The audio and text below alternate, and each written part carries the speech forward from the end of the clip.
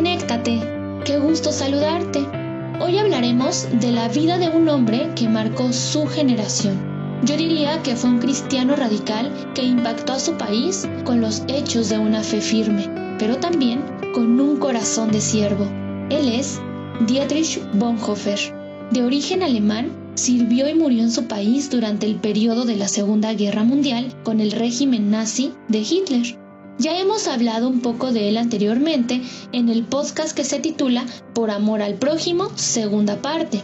Te invitamos a que lo escuches nuevamente. En él te narramos un poco de la situación sociopolítica de la época y las condiciones en las que se desenvolvía. Recordemos que había una imposición del gobierno alemán para las iglesias protestantes, donde debían modificar su orden cultural rindiendo honores primeramente a Hitler. Y aunque muchos pastores cedieron apoyando esta orden, Dietrich se mantuvo firme en sus convicciones. Además de ayudar a los judíos a escapar del régimen nazi, fue un hombre que impactó con su teología y la forma en la que enseñaba acerca del significado de ser un verdadero discípulo de Jesús.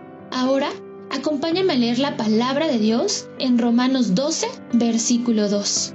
No os conforméis a este siglo, sino transformaos por medio de la renovación de vuestro entendimiento, para que comprobéis cuál sea la buena voluntad de Dios, agradable y perfecta.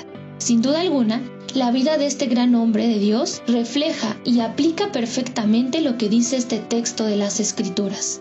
Él fue un excelente pianista. Se dice que a los 14 años informó a su familia que sería un ministro del Evangelio. A los 21 se graduó de la Universidad de Berlín. Luego pasó unos meses en España como pastor asistente de una congregación alemana. Después pasó un año en Nueva York en el Instituto Teológico. Regresó a su país para ocupar un puesto como profesor en la universidad y se inscribió en el servicio secreto alemán para servir como agente doble mientras viajaba a conferencias de la iglesia en Europa. Se suponía que debía recopilar información sobre los lugares que visitaba, pero en cambio estaba tratando de ayudar a los judíos de escapar de los nazis. Durante el periodo en que Hitler tomó el poder en Alemania, Bonhoeffer se había ido a Estados Unidos para convertirse en conferencista.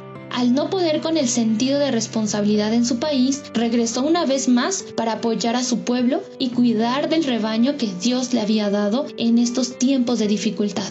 Aunque tuvo la oportunidad de quedarse en los Estados Unidos, decidió regresar antes de que iniciara la guerra. Durante ese periodo, por la prohibición del gobierno, él enseñaba a pastores en un seminario clandestino. Él decía que Dios hace un llamado de seguir a Cristo y morir por él. Estableció una disciplina entre sus estudiantes, enseñándoles que lo primero que debe hacer una persona al levantarse es hablar con Dios. También habla sobre la gracia barata, diciendo que es la predicación del perdón sin requerir arrepentimiento, el bautismo sin la disciplina de la iglesia, la comunión sin la confesión, la absolución sin la confesión personal.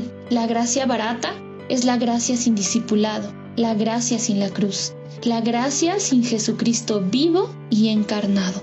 Finalmente, descubrieron sus esfuerzos de resistencia, principalmente su papel en el rescate de judíos, y una tarde de abril de 1943 lo llevaron a la prisión de Tegel. Pasó 2 años ahí, escribiendo y pastoreando a otros presos. Fue transferido a un campo de exterminio el 9 de abril de 1945, un mes antes de que Alemania se rindiera, y fue ahorcado. Así terminó la vida de este gran hombre de Dios, y sin duda alguna, no solo ha dejado un legado por su labor heroica durante la guerra, sino que también es una referencia hacia el cómo debemos afrontar las diferentes situaciones socioculturales y políticas de nuestro siglo, a fin de que la palabra de Dios siga viva en los corazones de los creyentes.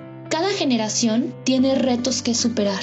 La nuestra también los tiene. Vivimos en una constante guerra contra la indiferencia de este siglo ante las adversidades y necesidades de los demás. Pidamos a Dios un corazón de siervo para mantenernos fieles a Él, aun cuando no tengamos más fuerzas, y recordemos orar cada día por todos nuestros hermanos que están siendo perseguidos alrededor del mundo a causa de su fe. La palabra de Dios en Isaías nos dice: Él da esfuerzo al cansado y multiplica las fuerzas al que no tiene ninguna.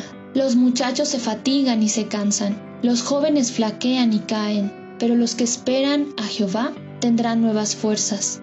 Levantarán alas como las águilas, correrán y no se cansarán, caminarán y no se fatigarán. Pido a Dios que nos haga con un corazón de siervos. Dios te bendiga, la paz de Dios.